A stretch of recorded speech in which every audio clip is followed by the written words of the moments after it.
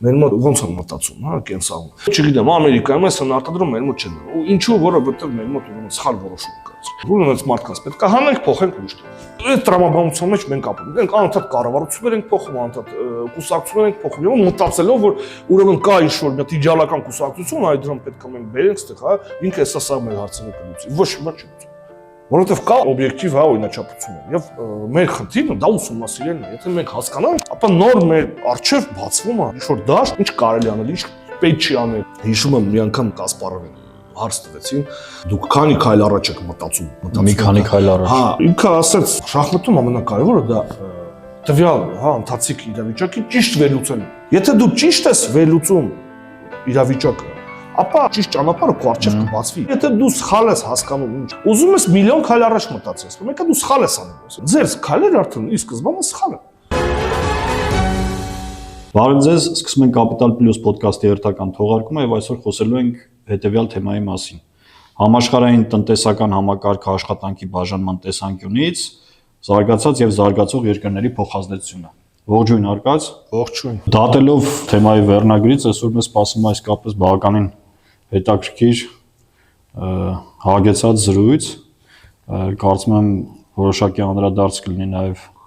Հայաստանին զրույցի ընթացքում ինչ-որ առումով։ Մի խոսքով սկսենք,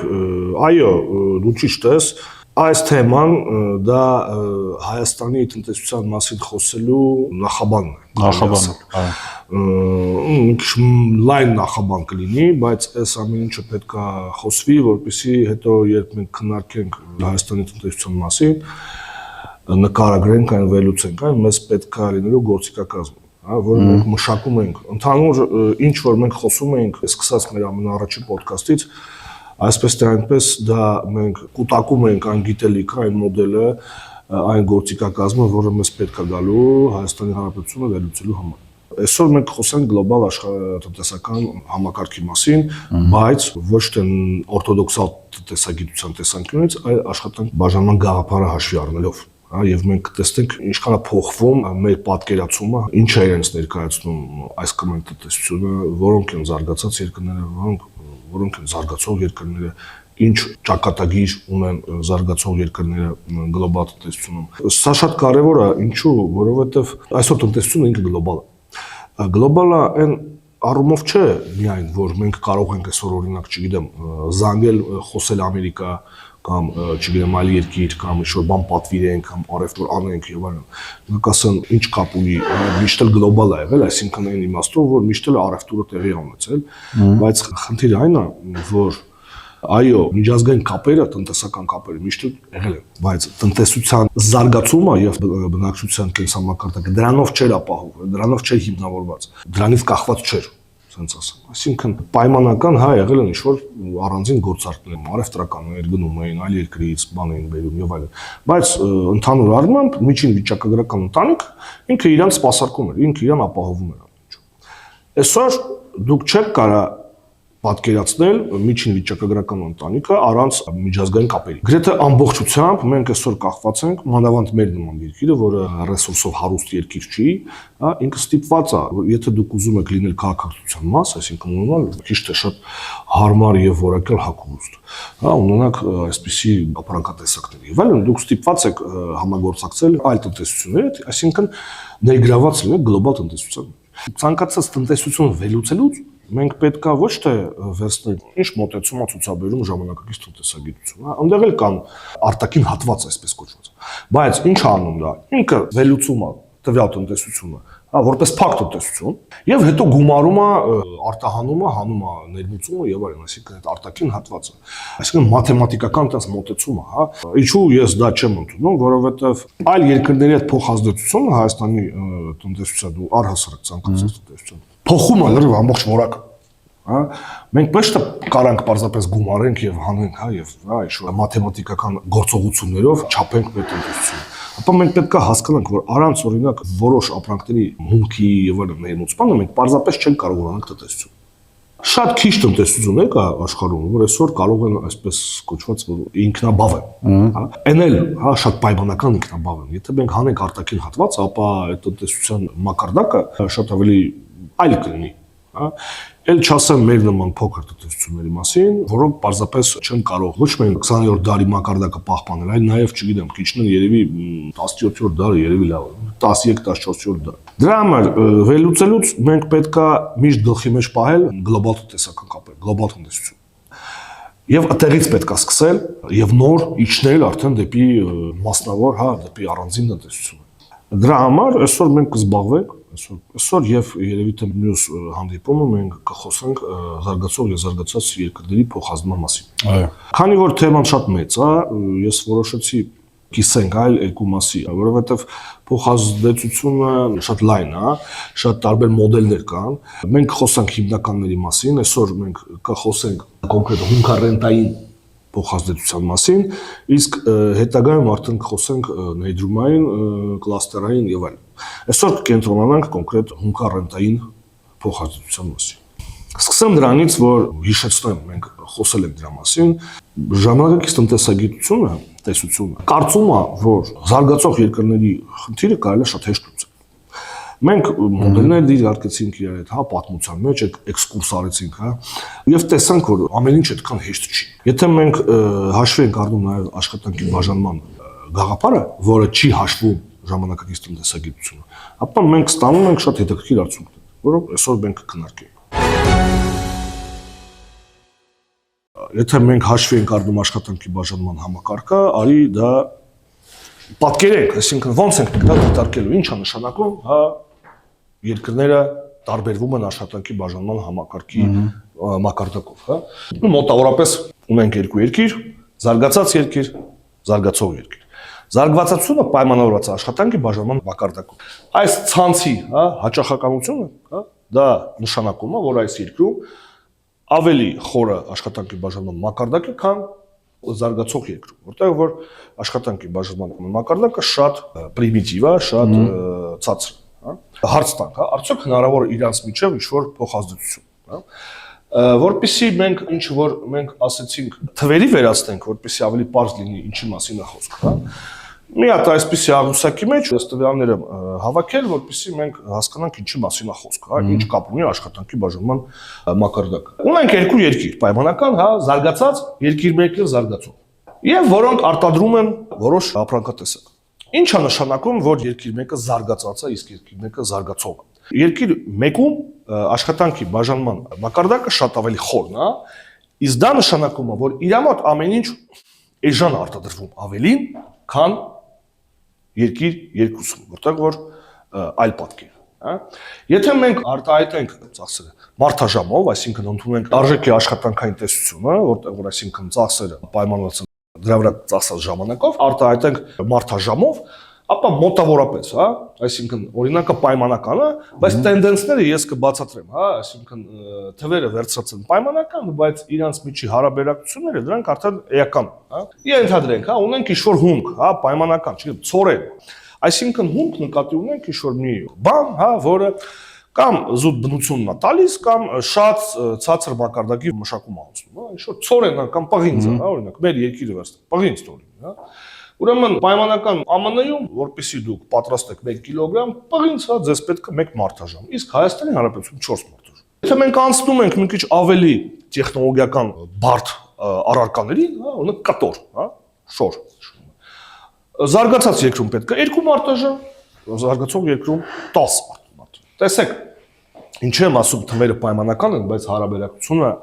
իրանք էական են։ Առաջին դեպքում տարբերությունը ընդհանրապես 4 է։ Երկրորդ դեպքում տարբերությունը արդեն 5 է։ Ինչու՞։ Դա էլ կապ ունի, որովհետև եթե քո մոտ, քո երկրում աշխատանքի բաժանման մակարդակը շատ ցածր է, ապա ինչքան ավելի բարդ տեխնոլոգիական արտադրություն է, այդքան դու ավելի շատ ես ստիպված դրան տրամադրել ժամանակ։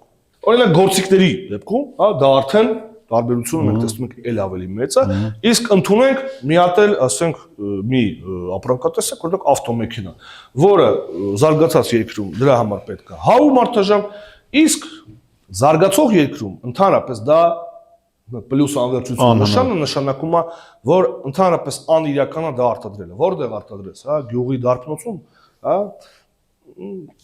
ընդունենք սա։ Լավ, եթե մենք ունենք այսպիսի պատկեր,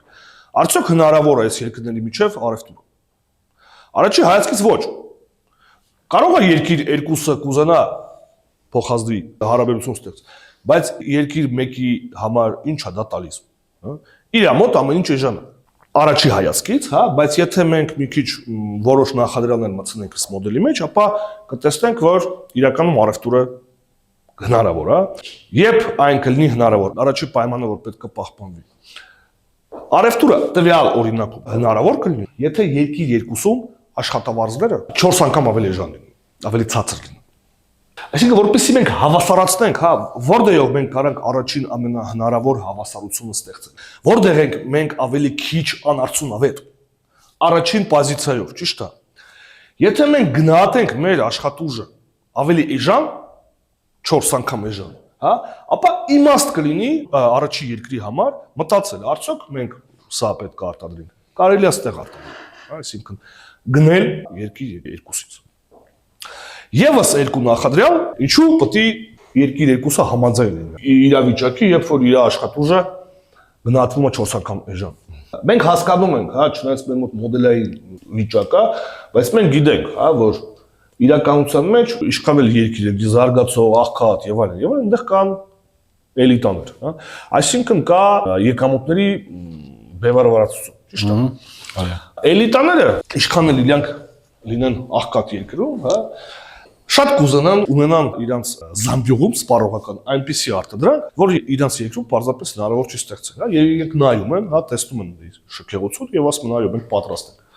Գնահատենք մեր աշխատուժը, ну, մեր իրանցը չէ, հա, երկրում, հա, բնակչության աշխատուժը ավելի էժան, որպեսզի ունենան այսպիսի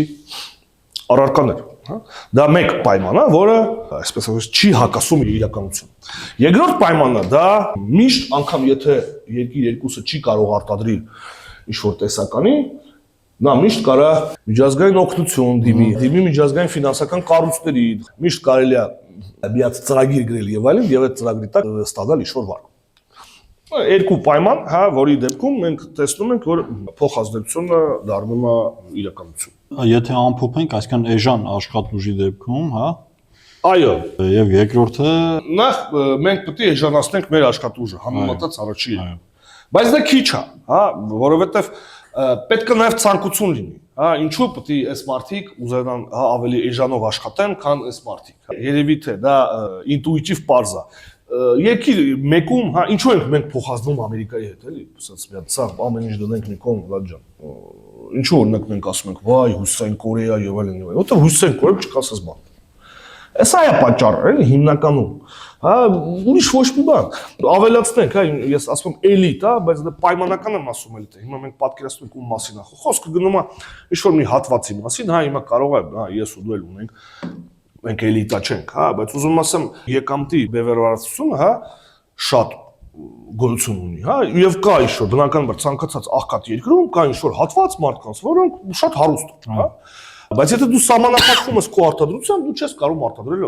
ավտոմեքենա կամ հեռախոս եւ այլն։ Քո ընտրությունը ո՞րն է, քո ռազմավարությունը ո՞րն է։ Բնականաբար դու կուզենաս փոխազդվես, հա, դու զգաս, հա, դառնաս ցիվիլիզացիա, ոնց որ մեր մոտ ներկայացնում, հա, մենք պետք է լինենք քաղաքակիրթ աշխարհի մաս, հա։ Տոմսը ինքը անվճար չի, հա, ինքը հենց այնպես չի տրամադրում։ Հա, ինքը գին ունի, իսկ գինը տվյալ դեպքում այնա որ քո մոտ մարդիկ պետք է աշխատեն ավելի էժան, հա, քան զարգացած երկրում։ Եվ մենք այդ տարբերությունը տեսնում ենք։ Ինչքան է տարբերությունը վարձատրության, հա, մեր, չգիտեմ, դասատուի եւ Ամերիկայի Միացյալ դասատուի միջեւ։ տասնյակ անգամ։ Հա, այդ ես էլ պայմանական մեր մոտ 4-ը, հա, բայց իրականությունը շատ ավելի տխուր է։ Խոսում են, հա, գլոբալ այդ համաշխարհային ձգույթներում, ֆինանսական եւ տնտեսական։ Ինչի մասին է խոսքը գնում։ Որ եկամուտների տարբերությունը շատ մեծ է։ Շատ մեծ է։ Ինչ անել, ինչ անել։ Հիմա մենք կտեսնենք, որ դա պարտադիր պայման է։ Այսինքն մենք չենք կարող դրանից ձերբազատվել։ Ու գնալով դա ավելի խորանում։ Դա, եթե հիշում ես մի ոդքասթի ժամանակ, մենք դա քննարկում ենք, որ դա կապիտալիզմի իմմանենտ հատկությունն է։ Ինքը հենց գոյություն ունի այդ տարբերության վրա։ Այդ տարբերությունը չլինի, ինքը չի աշխատի պարզապես։ Մենք պետք է ընդունենք հետեւյալը, որ եթե մենք ուզում ենք ունենանք այսպիսի քաղաքակրթություն, մենք պետք է համակերպվենք դրա հետ, որ լինելու է, հա, շատ աղքատ մասը, ցածր եկամուտներով եւ այլն։ Սա է առաջի հետևությունը եւ ոչ մի կառավարություն, ոչ մի շարժում, ոչ մի չի կարող շիման լինել։ Այո, կան կասեմ դա, բայց գիտեք Շվեդիայում եւ այլ Նորվեգիա։ Այո, որոշ պայմաններում երկրներ, որտեղ որ մեկ շնչի հասնող, հա, եկամուտը շատ ավելի բարձր է, կառավարությունները դիմում են ծրագրերին եւ այլն, որտեղ փորձում են ինչ-որ մի ձև, հա, հարթեցնել այդ տարբերությունը։ Բայց դա արհեստական է արվում, հա, դա արվում է ի հեճուխը տրամաբանությանը կապիտալիստական։ Շատ փոքր հատվածներ մենք ունենք աշխարհում, որտեղ որ քիչ թե շատ, հա, ինչ-որ փորձում են հարթեն եւ այլն։ Բայց եթե անգամ մենք նայենք էլի նույնիսկ գլոբալ տնտեսություն, հա, ոչ թե նայենք առանձին Նորվեգիա, առանձին Շվեյցարիա։ Գլոբալ տնտեսություն մենք տեսնում ենք ահռելի տարբերություն եկամուտների մեջ։ Ինչ է նշանակում մենք սկսում ենք փոխազդեցություն։ Երկիր երկուսը սկսում է փոխազդեցություն առաջին երկրի հետ։ Դա նշանակում է, որ մենք վաճառում ենք հումք, սկսում ենք արտադրել, մասնագիտանում ենք հումքի վրա, որովհետև սա ամենահարմար տարբերակն է, ինչու։ Ամենակիչն ենք մենք ստեղ ոչ արդյունավետ։ Դրա համար մենք սկսում ենք բոլոր մեր բնակչությանը ինչքան հնարավոր է դեպի հումք եւ ծածկելիք եկամուտը ծախսում ենք մնացած ամեն ինչը ձեռք բերելու համար։ Որպեսզի այդ գործարքը կարողա լինի, տեղի ունենա։ Որն է օգուտը, ինչու է այդպես։ Հիմա ուրեմն ստեղ ծախսերն ենք մենք համեմատում, ուրեմն սեփական արտադրության դեպքում երկրորդ երկրի համար։ Եվ եթե մենք մասնագիտանում ենք հումքի վրա։ Ոստե պարզ է, հա, կտորը 10 արժի, հա, ստեղից։ 10, ուրեմն գործիքները 20, բայց եթե մենք մասնագիտանում ենք, չէ, եթե մենք, այսինքն, վաճառում ենք հումք եւ հումքի ստացվելիքից գնում ենք մնացածը, մեր համար կտոր արդեն կարժանա 8, ճիշտ է։ Նայ։ 10, բայց եթե մենք վաճառում ենք հումք եւ մենք որպեսզի գնանք մի կտոր, մեզ պետք է ընդամենը 8 մարդաժամ, հա, տվյալ դեպքում։ Գործիքներ գնելու համար մեզ պետք է արդեն 12, ոչ թե 20, հա, 4 անգամ 3։ Ուզա տարբերությունը, հա, եւ եթե համեմատական ենք տանում երկիր 1, երկիր 2-ի, բայց նորից, հա, թվերը պայմանական են, բայց կապվածությունը թվերի, ոչ։ Եթե մենք նայում ենք, ինչքան մենք խորանում ենք, ապա այս տարբերությունը աճում է։ Տեսեք,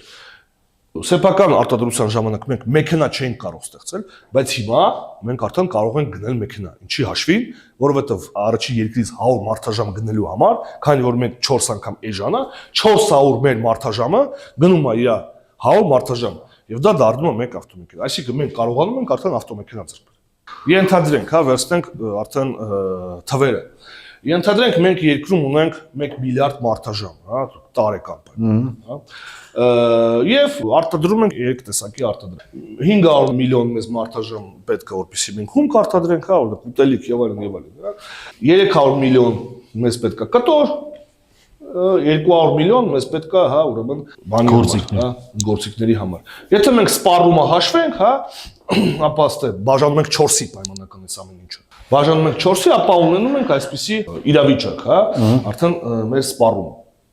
Եվ եթե շարունակենք մեր օրինակը, հա, այլ ոչինչ մենք չենք արտադրում կտոր եւ գործիքներ, հա, սա մենք չենք արտադրում, մենք արտադրում ենք միայն հումք, ամբողջ մեր 1 միլիարդ մարդաժամը ուղում ենք դեպի հումքի արտադրություն, մենք կստանանք 250 միլիոն միավոր հումք, չէ՞։ Բնականաբար մեզ այդքան կտոր եւ գործիքներ չենք արտադրում։ Մեզ այդքան պետք չի, մեզ պետք է ընդհանրապես ներքին սպառման 125 արտահանում ենք, ինչի համար, որպեսզի ներմուծենք ինչը կտորը եւ գործիքը, հա, եւ ստաս պատկերված է թե ինչ արժի, հա, իրանց հարաբերակցությամբ մենք ստանում ենք 30 միավոր կտոր եւ 10 միավոր գործիքներ։ Ոստեղ ավտոմոբիլին չմնաց, բայց կարող ենք վերաձևափոխել, հա, օրինակ այնպես, որպեսզի ներառվի նաեւ ավտոմոբիլը։ Արի որոշ հետևություններ անենք։ Հետևությունները այստեղ կարելի է բաժանել երկու մասի, հա, քաղաքական, հա, եւ տնտեսական։ Սկսենք քաղաքականից, հա, դա էլ է շատ հետաքրքիր։ Այս փոխազդեցությունը իրականում ինքը ստեղծում է լարվածություն, կասեի անգամ հակասություններ է ստեղծում երկրի էլիտաների միջև։ Հայտնվում է, հա, էլիտան կիսվում է, բաժանվում է երկու մասի, այսպես կոչված ազգային էլիտան եւ կոմպրադորական էլիտան։ Ազգային էլիտան, դա այն մարդիկ են, որոնք դեմ են այս ամեն ինչի, որովհետև իրանց հիմնական թեզը ինչու՞մն է, անարդար է։ Արդար չէ այս ամեն ինչը, ոնց թե, ուրեմն մի ժամը կաբինետում, կոնդիցիոների տակ կոֆեյով եւ այլն, հավասարը 4 ժամ շոքին, հա, դաշտում, քրտնաջան աշխատանք եւ այլն, հա։ Ինչ բան է, հա, անարդար է, սա պետք է վերացնենք։ Մինչև այսօր մենք լսում ենք անարդարության, հա, այդ արձագանքները այդտեղից է գալիս, հա, որ մեր աշխատուժը գնահատվում ավելի էժան, քան նույն աշխատանքը, հա, զարգացած երկրում։ Եվ մարդիկ, այսպես կոչված, հա, ազգային էլիտային, փորձում են սա ինչը հետ բերել, ասում են, չէ, մենք պետքա չփոխազդվենք, հա, զարգացող երկրի հետ։ Մենք մնում ենք մեր սեփական, ուրեմն մագարտակ։ Այո, ոնց որ եղել է դրանից առաջ, հա, մեզ մեքենա չկար, պետք չի մենք փորձենք մեր ուժերով եւ այլն։ Նո այդ խոսքերը, որ իրանց ուժերով ոչ մի բան չի ստացվում, բայց ամեն դեպքում կոմպրադորական էլիտան մարդիկ են, որոնք շահում են ստեղից։ Հա, այս փոխազդեցությունը, այսինքն մարդիկ, որոնք երազում են ունենալ մեքենա, հեռախոսներ եւ այլն սեփական արտադրությունները թույլ չի տալիս, բայց իրենք տեսնում են, դա հնարավոր է, պարզապես պետք է որոշ շտկումներ անել, հա, մեր աշխատանքների շուկայում։ Երկու ձև են կոչում, հա, այս երևույթը։ Ու ամենայդեպս ես երկու ձևը գիտեմ, կարող է էլի ինչ-որ տեսաբաններ են եղել, որոնք ինչ-որ կերպ կոչել են այս երևույթը, հա, բայց ես գիտեմ երկուսը, առաջինը Վանեք Ռայներտի էֆեկտը, ինքը առաջինը խոսեց սրա մասին, մեր հիշում ես, խոսել ենք Ռայներտի մասին։ Ինչն է ստեղ խնդիրը, ինչ նկատեց մեր հարգելի պարոն Ռայներտը։ Երբ մենք սկսում ենք փոխազդվել զարգացած երկրի հետ, առաջինը փակվում են ամենաառաջադեմ ոլորտները։ Ինչու առաջինը փակվում են հենց առաջադեմ ոլորտները, որովհետև այդտեղ մենք ամենավոչ արդյունավետ ենք։ Այն ոլորտները, որտեղ որ մենք ավելի շատ ավելի անարդյունավետ ենք, իրենք սկսում են առաջինը փակվել։ Փակվում են, այսինքն չեն դիմանում մրցակցությանը ու փակվում։ Այո։ Օրինակ գործիքների արտադրությունը, հա, բնականաբար մեզ ձեռ չի տալի։ Մենք գործիք կարող ենք բերենք 12 միավոր, մեր վրա դա նստում է 20 միավոր։ Կտորի դեպքում, հա, տարբերությունը այդքան շատ չի, հա, մենք 8-ով ենք բերում, ինքը 10 արժի։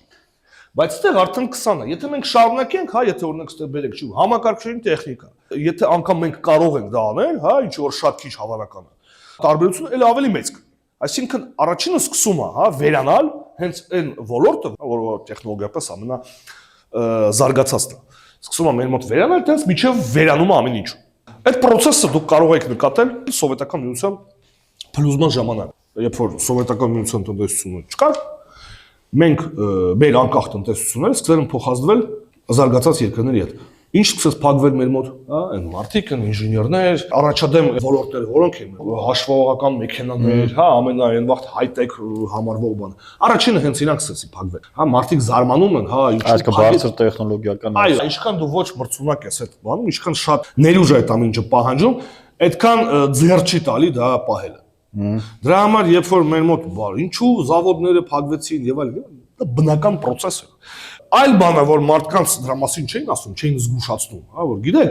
այդ որ ասում եք անկախ տնտեսություն, ջերմուկով կպահենք եւ այլն, կոնյակը եւ այլն, ինք չեն հաշվում այս էֆեկտը։ Որ երբ որ դու մտնում ես արևտրի մեջ ավելի արդյունավետ գործընկերոջ հետ, ապա դու պետք է հաշվի առնես, որ առհասարակ եկամտաբեր ոլորտները, հա, ինքը երբեք չի թողի կոմոդ զարգանան, հա, որովհետեւ դա իր հացի փողն է, ասենց ասենք, հա։ Եվ բնականաբար դու իջել ես միջև ռեսուրս մոտակարով եկի։ Ինչը որ մեր հետ տեղի ունեցավ։ Իմ մոտ միանգամից հարց առաջում, եթե այդ փոխազդեցությունը չլիներ, այդ ոլորտները կվերապրեին, այսինքն կդիմանային ոչ, դա օբյեկտիվ իրականություն էր։ Այսինքն մենք չենք կարող այդ ոլորտները պահենք։ Այսը մենք խոսանք ինչու, հա, այսա կհասնենք դրան, ինչ կլիներ, եթե մենք օրինակ չմտնեինք համաշխարհային տնտեսության մեջ, ինչ կարող լիներ։ Ես ավելի շատ երկրորդի մասին եմ հակված խոսել, հա, այստեղ այս քաղաքականությունը, ռուս տնտեսագետ Գրիգորիևը սա կոչեց էլիտաների ինվերսիա։ Այսինքն էլիտաները երբ որ փոխվում են դերերով, փոխվում են տեղերով։ Նորից, հա, այդ Վայնակ-Ռայներտի էֆեկտը նրա մասին է, որ առաջադեմ ոլորտները կոմոդ փակվում են։ Իսկ ի՞նչ է նշանակում դա սոցիալ-քաղաքական տեսանկյունից։ Դա նշանակում է, որ ով որ եղել է կոմոդ էլիտան, հա, այդ մարդիկ սկսում են կորցնել իրենց դիրքերը։ Նույն սովետական միության օրինակի վրա։ Ով էր սովետական միության էլիտան։ Գիտնականներ եւ այլն, հա, մարդիկ ունեին կշիռ հասարակության մեջ, հա, իրենց ձայնը լսվում էր։ Ինչ տեղի ունեցավ մեր մոտ։ Էլիտաների ինվերսիայի հետևանքով, հա, այդ մարդիկ ամեն ինչ կորցրին, իսկ առաջ եկան ովքեր։ Ներմուծողները, մարդիկ, որոնք զբաղվում են սրանով, հա, այսինքն կոմպրադորական էլիտան, այսինքն մարդիկ, որոնք ծախում են, վաճառում են համաշխարհային շուկայում մեր հումքը եւ ապահովում են մեզ այս ամենը։ Նու բնականաբար մենք չունենք այդքան հումք, հա։ Մեր մոտ մի քիչ այլ է, հոսքը մեր մոտ դրամական հոսքը ապահովում է դուս եկած աշխատուժը, եւ այդ դրամական հոսքի վրա մեր մոտ ստեղծվում են ինչ։ Ստեղծվում են կազմակերպություններ, որոնք մեր համար արտասահմանից բերում են ինչ-որ բարիքներ, հա, հեռախոսներ, մեքենաներ եւ այն ինչ որ դրա մենք կարիք ունենք։ Այսինքն այդ մարդկանց ձեռնտու է, որպեսզի լինի փոխազդեցություն։ 20-րդ դարում, հա, մասնավորապես եթե դիտարկենք օրինակ Լատինական Ամերիկա, բան, այնտեղ այդ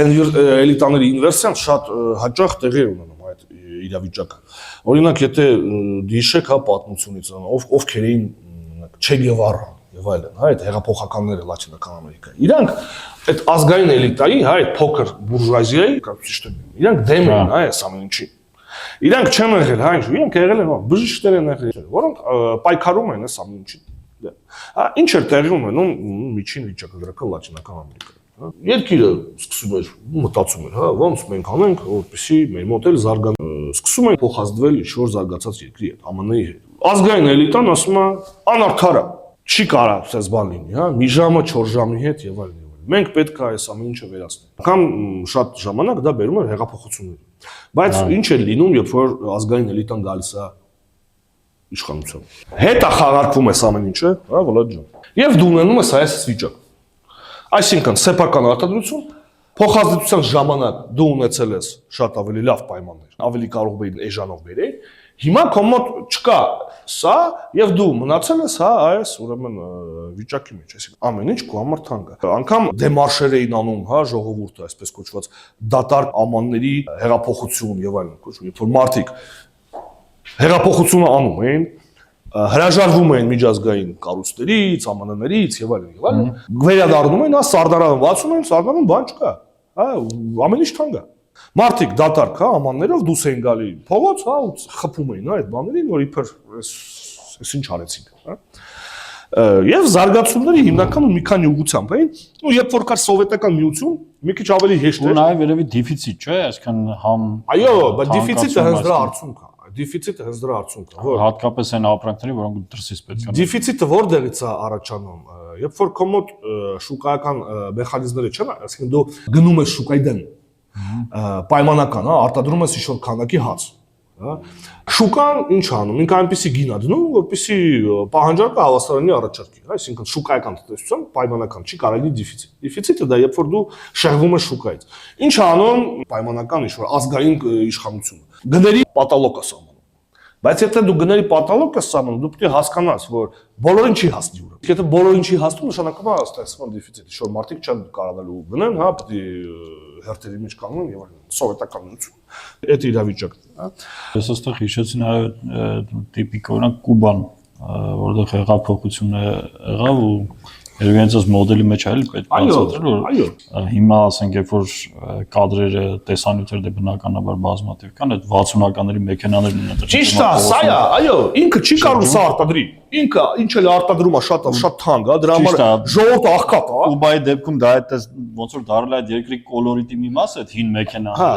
Բայց իրականում ինքը տնտեսական բացատրություն է, էլի։ Իհարկե, ինքը չի կարող արտադրի մեքենա, այնտեղ չկա Mercedes։ Կամ ինչ-որ եսի ինչ արտադրում, հա, անհասկանալի մեր համար, հա, այս ինչը։ Մնացածը իր համար շատ թանկ է, դրա համար ժողովուրդը աղքատ է, հա, ռեսուրս չկա դրսից, հա, եւ այլն, եւ այլն։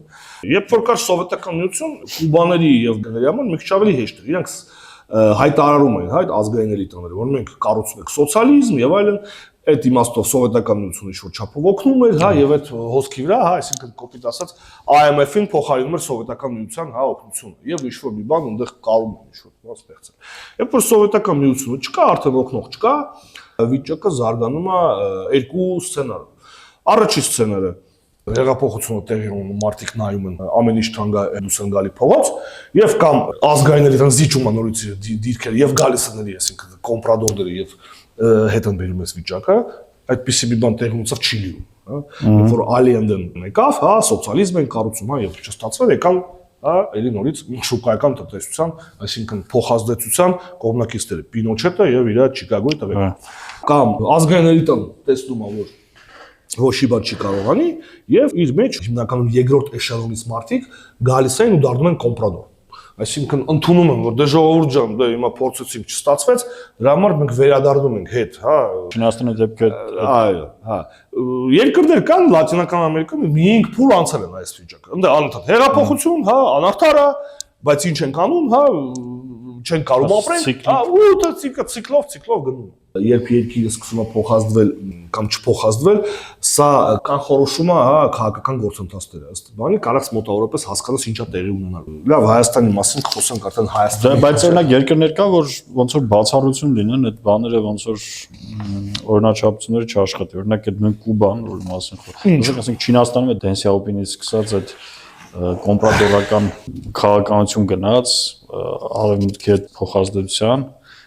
բայց օրինակ Հյուսային Կորեայում, այդպես բան չկա, ու Հյուսային Կորեան մինչև հիմա փակ համակարգ է։ Դա ոչ հեղափոխություն է լինում, ոչ էլ էլիտայի ներսից ինչ որ տես կոմպրատորական խմբեր են առաջ գալի, որ քաղաքականություն փոխեն, կամ նույն Կուբայում է։ Ճիշտ է, բայց եզակի են ուղղակի պետք է։ Գիտես ինչի եզակի, հա, որովհետև օրինակ Չինաստանի օրինակը ինքը շատ մարդիկ չեն հաշվի առնում, հա, երկրի չափը։ Իսկ երկրի չափը էական է։ Օրինակ ինչու Հայաստանի մոտ երբեք չինական մոդելով, հա, Հայաստանը երբեք չի կարող գնալ։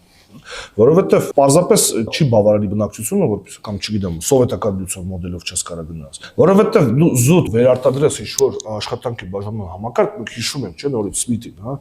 աշխատանքի բաժանման խորացման մակարդակը պայմանավորված շուկայի ծավալով։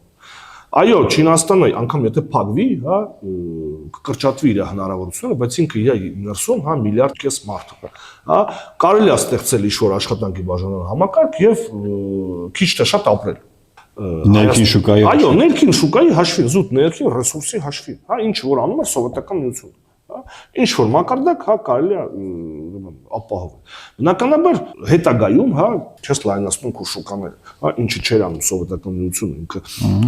անում էր, բայց շատ քիչ։ Արևելյան Եվրոպայի երկրների հաշվին, Մոնղոլիայի հաշվին, հա, ինչ որ բան, բայց դա այն լայնացումը չէր, ինչ որ օրինակ անում էր Արևմուտքը, հա, որ գնալով գրավում էր, հա, թե Լատինական Ամերիկա, Աֆրիկան, հա, գնալով լայնանում էր եւ իր հնարավորությունները շատ ավելի շատ էին այդ իմաստով։ Դրա համար, եթե սկզբից գնում էին, եթե հավասար, հա, սովետական միության արտադրանքը պահանջարկ ուներ Արևմուտքում, հա, գիտես, օրինակ ասում են Նիվան, Կանադայում Նիվա ավտոմեքենաներին վաճառում, Մոսկվիչը պրիզներ էր շահում ժամանակին, բայց վերջում մենք տեսանք սովետական ավտոպրոմը, հա, եւ արևմտյան ավտո, ինչքան տարբերություն է։ Տեղել օրինաչափություն կա, հա, ինչքան փոքր շուկայի ծավալը, այդքան դանդաղ է կոմոդ տեղի ունենում գիտոտեխնիկական առաջընթաց։ Ինքը տեղի է ունենում, հա, բայց ինքը դանդաղ է տեղի ունենում։ Դա շատ տիպիկ օրինակ կար այդ ավտոպրոմի վերաբերել, ուղղակի այս օրինակը ասեմ, անցնենք առաջ։ Գերմանիան բաժանված էր երկու մասի, մի մասը պատկանում էր սովետին, այդ սոցճամբարի մեջ էր, ու մյուս մասը բնականաբար արևմուտքի։ Եվ նույն Գերմանիայի արևմտյան հատվածում արտադրվում էր S10-ի Mercedes-ը, եւ միևնույն ժամանակ արևելյան մասում Trabant-ն էր արտադրվում, որ այդ սովետական այդ տեխնոլոգիապես, բարոյապես հնացած ավտոպրոմի սիմվոլներից էր էլի Trabant-ը։ Մի մասում արտադրվում էր S10-ի մեքենա, որպես ամենաժամանակակից տեխնոլոգիապես զարգացած, այսպես ինժեներական մտքի գլուխ գործած, մյուս մասում նույն ժողովուրդը, նույն գերմանացին Trabant էր արտադրում, որը բավական հետամնաց, այսպես տասնամյակներով հետ մնացած մեքենա էր։ Սա ովքեր որ ասենք ավտոմոբիլաշինությամբ հետաքրքրում են ավտոպրոմի պատմությունով, կարող են ուսումնասիրել շատ տիպիկ աչքի ընկնող օրինակը։ Ես ինչ եմ անընդհատ վերադառնում, հա, այդպիսի օրինակներ ենք բերում եւ քո օրինակները տեղին, որպեսզի վերջի մենք հասկանանք, հա, որ այն ինչ որ տեղի ունում սովետական միությունում, դա օրինաչափ է, դա ինչ որ անգրագետ որոշումների արդյունքում չէր, ոնց որ ասում են, դե բիձեկը նստած եւ այլն։ Սովետական միության ղեկավարությունը չի ասի, հանճար էին, բայց իրանք անգրագետ չէին մարդիկ, իրանք հասկանում են ինչ էին անում, հա, եւ այստեղ զարմանալ պետք է ոչ թե նրա վրա, որ մենք այդքան հետ ենք ընկել, այլ զարմանալ, ես օրինակ, հա, ես զարմանում, թե ինչպես այդ երկիրը այդքան դիմադրել։ Այդքան ժամանակ ինքը դիմացել է, հա, եկել է քանի 70 տարի ձգել է։ Հա, չպետք է ձգել այդքան։ Ձգելը դա ի շնորհիվ, որովհետև կային տաղանդավոր մարդիկ։ Եվ այդ տաղանդի հաշվին, հա, կարելի էր մի քիչ առաջ գնալ։ Բայց դա նորից օբյեկտիվ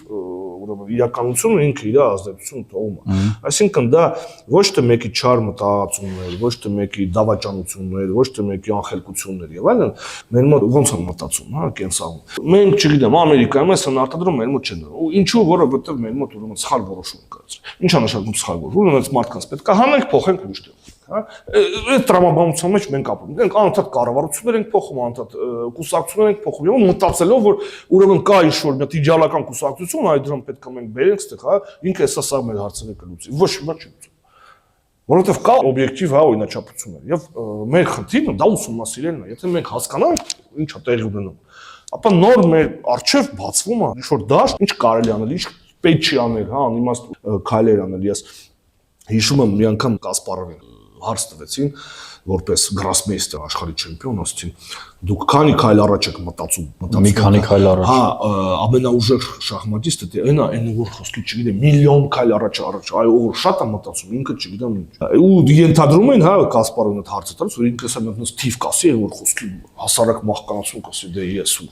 ինքը ասեց շատ հետաքրքիր բան, ասեց շախմատում ամենակարևորը դա տվյալ, հա, ընթացիկ իրավիճակի ճիշտ վերլուծելն է։ Եթե դու ճիշտ ես վերլուծում իրավիճակը, ապա ասում ճիշտ ճանապարհը քո առջև կբացվի ինք իրանով։ Եթե դու ճիշտ ես հասկանում ինչը։ Ասում եթե դու սխալ ես հասկանում ինչ, չես հասկանում ինչ է ընթացիկ, հա, տեղի ունենում, ուզում ես միլիոն քայլ առաջ մտածի, ասում եկա դու սխալ ես անում։ Ի սկզբանե արդեն քո քայլերը սխալ են։ Հիմա մենք, եթե մենք չենք հասկանում ինչ է տեղի ունենում, ինչ կապ ունի ում եք դուք բերելու, ով է գալու եւ այլն։ Ձեր քայլերը արդեն ի սկզբանե սխալ են։ Դրա համար ամենակարևոր, հա, սա մտածում են, հա, կանխատեսենք եւ ինչ կանխատեսումներով ենք զբաղվում։ Սկիզբը, հա, դա ընթացիկ իրավիճակի հասկանալն է։ Որտե ենք մենք, ով ենք մենք, Աստվածաշնչում իզուր չէ, ասում է, «Познай самого себя», չէ՞։ Դու ինքդ քեզ պետք է ճանաչես առաջին։ Ըստ դրա նոր ամեն ինչ կախված է դրանից։ Հիմա եկեք հասկանանք, ինչ է իրենց ներկայացնում Հայաստանի տեսը, ինչի է ինքը գործ ունի, հա։ Ըստ դրա նոր փորձենք, հա, մտավոր, հա, ունակությունները փորձենք ելք փորձենք, ես չգիտեմ, ես չունեմ ելք, բայց գոնե գիտեմ որտեղ ման գալ այդ ելքը։ Եվ եթե բախտերս բերի, հա, կարող է եւ շուտ մի բան ստացվի, բայց անընդհատ, հա, գնալ, հա, թռնել անդունդը կամ ռուսական ռուլետկա խաղալ, վլադ ջան, ամեն անգամ այս ժողովրդի հետ, հա, կստացվի թե չի ստացվի, ես չգիտեմ, դա անգրագիտության, հա, դեգրադացիայի ուրեմն հատկանիշ է։